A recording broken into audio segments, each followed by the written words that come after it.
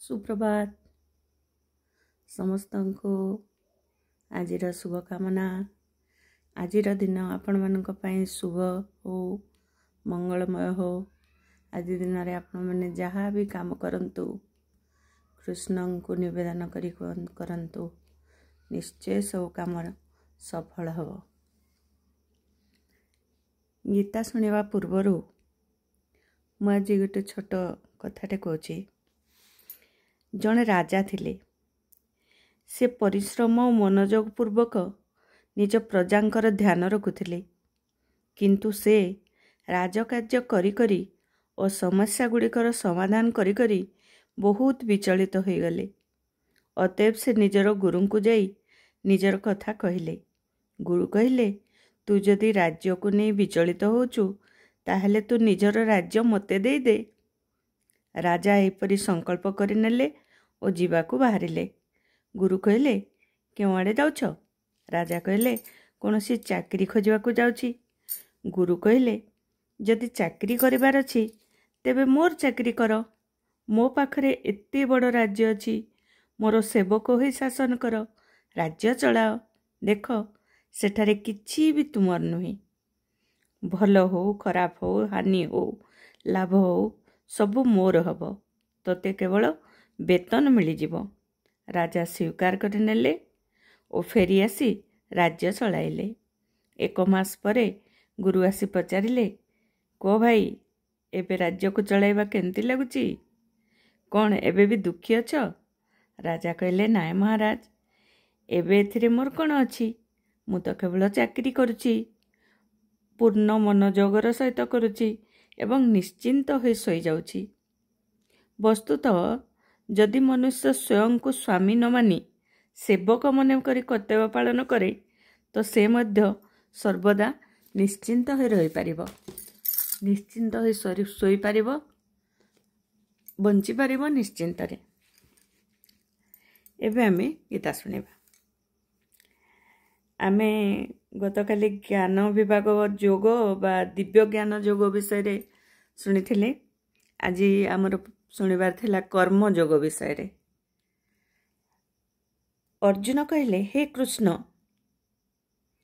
प्रथमे आपण मते कर्म त्याग करबा कथा कहले एवं तापरे पुणी भक्ति जोगरे कर्म करबा को कहउचंती। ताहले आपण दया करी मते कहबे कि ए दुईटी मध्यरु केउटी निश्चित भावरे श्रेयस्कर अटे? श्री भगवान कहले, कर्म त्याग एवं भक्ति जोगर कर्म उभय मुक्ति निमित्त भल, किंतु ए दुईटी मध्यरु कर्म त्याग अपेक्षा भक्ति जोगरे कर्म करिबा उत्तम अटे। जे कथा जाने जे त्याग द्वारा जहाँ लाभ करा जाए ता मध्य भक्ति जोगरे लाभ करा जाई पारे एवं सेइथिपाई से भक्ति जोगरे कर्म एवं संन्यास ए उभय को एक बोली देखे, से ही प्रकृत रे वस्तु मानकर प्रकृत स्वरूप देखि पारे।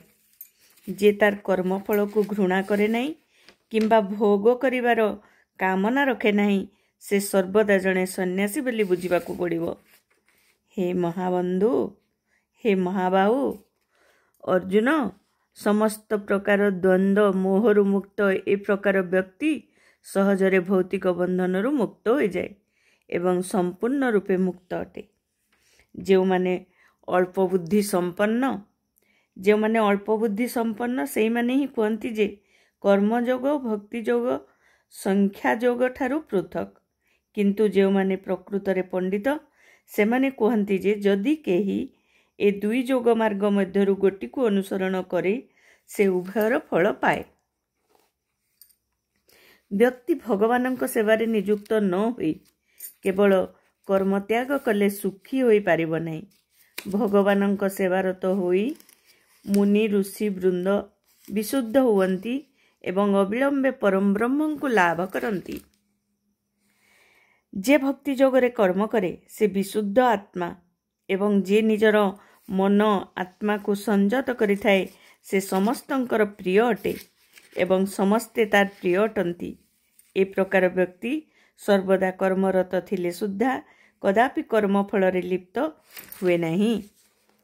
जे दिव्य चेतनारे अछि से देखुथिले, शुणुथिले, स्पर्श करुथिले, आघ्राण करुथिले, भोजन करुथिले, गमनागमन करुथिले, शयन करुथिले एवं श्वास प्रश्वास नेउथिले सुद्धा से कथा भल रकम जाने जे से प्रकृतरे किछि करू नाही। से कथा भल रकम जाने जे से जेते बेले कथा कहूची, किछि ग्रहण करुची बा किछि त्याग करुची, चक्षु खोलुची बा बंद करुची, सेते बेले ए जड़ेन्द्रिय गुड़िक इंद्रिय भोग्य विषयवस्तु रे ही केवल लागिछंती, किंतु से ए सबुतिरु अलगा। जो व्यक्ति भगवान उपरे निर्भर करे बा कर्मर फल भगवान को अर्पण करी अनासक्त भावरे कर्म करे, से पाप कर्मर प्रतिक्रिया भोग करे नाही। पद्मपत्र जल मध्यरे थिले सुद्धा जेपरि जल ताको स्पर्श करि पारे नाही, सेहीपरि कृष्ण चेतनशील व्यक्ति को पाप कर्मर प्रतिक्रिया स्पर्श करि पारे नाही। सच्चा एवं आसक्ति त्याग करी जोगी माने केवल विशुद्धिकरण निमित्त शरीर, मन, बुद्धि एपरिक इंद्रिय मानक साहाय्य कर्म करती। जो व्यक्ति दृढ़ भावरे मो सहित युक्त होइथाए, अर्थात जो व्यक्ति दृढ़ भावरे मो सहित युक्त होइथाए अर्थात एक भक्तिप्लुत आत्मा से विशुद्ध शांति लाभ करे, कारण से तार समस्त कर्मफल मते समर्पण करे। किंतु जे मोठारे युक्त होई न थाए, जे मोठारे युक्त होई न थाए अर्थात भगवान ठारे युक्त होई न थाए, जे तार कर्मफल भोग उपभोग करिबा पई अत्यंत लोलुप होई उठी थाए, से कर्मफल रे बांधी हुए। जेतेबेले देह तार प्रकृति को संयत करे एवं मानसिक स्तर रे समस्त कर्म त्याग करे, सेतेबेले से 9टी द्वार थिबा ए पुरे अर्थात ए जड़ शरीर रे किछि न करी किंबा करिवार कारण न होई आनंद रे वास करे। देह बा जीवात्मा नवद्वार विशिष्ट एक पुरे वास करे। ए शरीर साहाय्य रे जो कर्म मान करा जाउची सेगुड़िक स्वतः भूत प्रकृतिर निर्दिष्ट गुण अनुଯାयी क्रियमाण होउची। यदिओ आत्मा ए शरीर मध्य बंधा होई रहिची, तथापि से जदि इच्छा करे से बंधन मुक्त होई पारिबो। से तार उन्नत प्रकृति कथा भूली जाइथिबा जोगु से निजको ए जड़ शरीर बोली भाबुची एवं सेइथिपई दुख भोग करछि। कृष्ण चेतना बलरे से तार प्रकृत स्वरूप प्राप्त होई पारिबो एवं ए बंधनरु मध्य मुक्त होई पारिबो। तेणु जेतेबेले व्यक्ति कृष्ण चेतना विधि ग्रहण करे, सेतेबेले से सांगे सांगे संपूर्ण रूपे शरीर संबंधी कर्मरु अलगा हो जाए। ए प्रकार संयत जीवन यापन कले तार चिंताधारा बदली जाए एवं ए नवद्वार विशिष्ट पुरे आनंद रे वास करे। नवद्वार कथा कौन? अर्थात जीवर शरीर मध्य थिबा परम पुरुष भगवान बा परमात्मा समग्र ब्रह्मांड रे समस्त जीवंकर नियंत्रणकारी अटंती। शरीर रे 9टी द्वार अछि, यथा 2टी चक्षु, 2टी नाकपुड़ा, 2टी कर्ण एवं मुख, मूत्रद्वार, मलद्वार। जीव वृद्धावस्था निजको शरीर बोली भावे, किंतु जेतेबेले ता मध्यरे थिबा भगवानଙ୍କ सह निजको संपृक्त बोली भावे, सेतेबेले शरीर मध्यरे थिले सुद्धा भगवानଙ୍କ सदृश मुक्त हो जाए। तेणु एक कृष्ण चेतनशील व्यक्ति ए जड़ शरीर द्वारा करा जाउतबा उभय प्रकार कर्म अर्थात अंतर्कर्म आ बाह्य कर्मरु मुक्त अटे।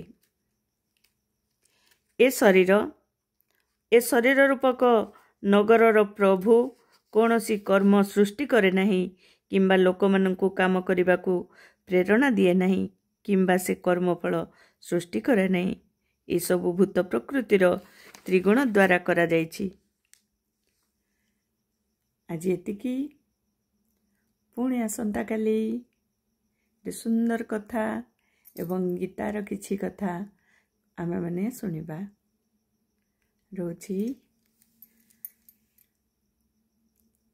लाइक करंतु सब्सक्राइब करंतु शेयर करंतु आपण मानकर सहयोग ही मोर कामना रहूची। राधे राधे जय श्री कृष्ण।